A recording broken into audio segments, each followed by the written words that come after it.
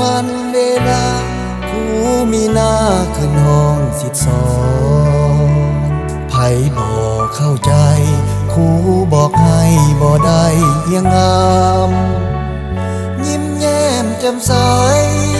อารมณ์เบิกบานเงาหันคำเว้าของครูทุกคำดังน้ำที่อาบย้อมดวงใจโอ้ครูเอ๋ยภาลาสุดแสนยุ่งยากครูบ่เคยป่าครูบ่เคยจมตามคอยน้อยใจ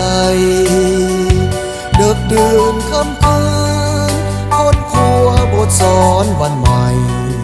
สุมจิตสุมใจใส่เวียกงานที่ศาสตร์มอบหมายสังคมใหม่ผู้เล่าของสาวพวงสนคู่ได้ละดมทั้งแนวคิดและวิทยาการใส่เพียงสอขาวและคำเว้าระบายออกมาสอนลูกหลานสอนหลานลาวมาสร้างอาณาเกียรติคู่ยิ่งใหญ่นักหนาตราบชั่วดินฟ้าขอจำคุณเจ้าบ่ลืม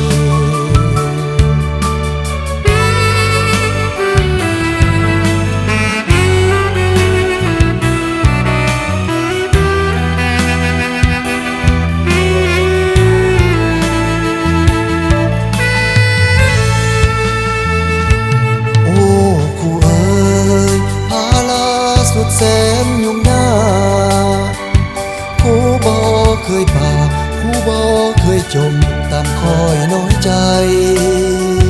เดึกดื่นค่ำคืนคนครัวบทสอนวันใหม่สุมจิตสุมใจใส่เวียกงานที่ศาสตร์มอบหมาย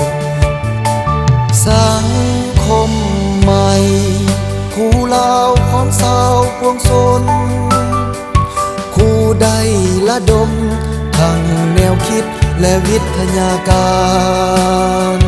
ใส่เพียงสอขาวและคำเว้าระบายออกมา